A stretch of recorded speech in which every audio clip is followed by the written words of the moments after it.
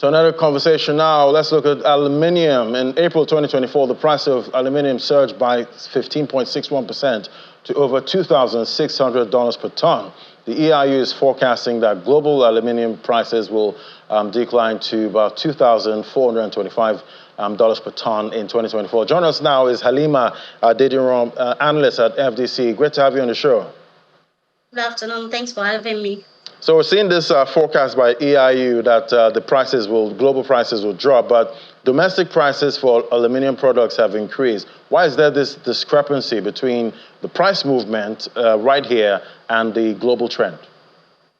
Okay, so firstly, aluminium is the third most abundant element in the earth crust after silicon and oxygen.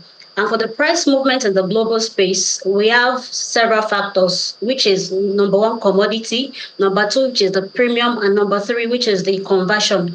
That is the price of the commodity in the London Metal Exchange determines a lot the price of the commodity. Not only that, we also have the premium, which is the differential between the global price and the regional price.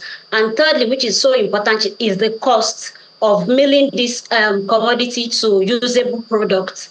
And aside that, we still have in Nigeria the depreciation of our naira, which is really affecting the cost of importing this commodity to the country, because whenever there's depreciation, our imports will be very high compared to other regions in the world.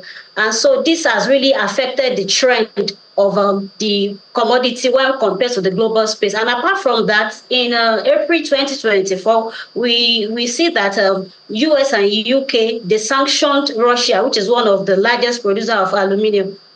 And this has really reduced the supply in that space too, which pushed up the price before we are now seeing a gradual decline because of pressure when it comes to environmental friendly practice in China, which is one of the largest producers as well. So there's a shift in terms of usage and production in China, which is making the demand reduced in that space. So the demand and supply dynamics is really affecting the global price, while the exchange rate is affecting the domestic price of aluminium. Right, and we know most of the products here are imported. Do you think there's an investment opportunity for local producers here?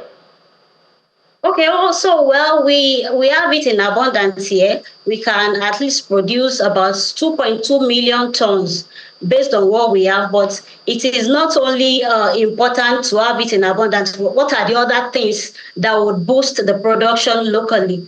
Number one is the production of aluminium is energy intensive. To produce about 1 ton, we need about 17,000 megawatts per hour. So the question is, do we have that? If we have it, is it cost effective for us to produce?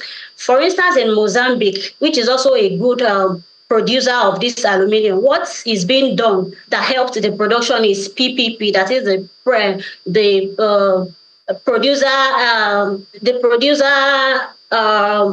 kind of initiative whereby the private sector and the public sector comes together, and they really made a huge production in terms of aluminium in Mozambique. But if we look at South Africa, which is also a producer, it has been affected by power outage, which is drastically affecting their production at the moment. So we need to look into what are the factors, apart from being naturally endowed, what are the factors?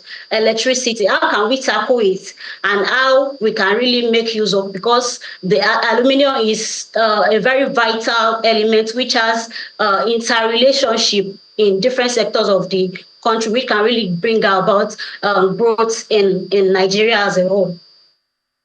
Okay, definitely a lot to unpack. Thank you so much, Halima Dedirom. She's an analyst with Financial Derivatives Company. Thank you.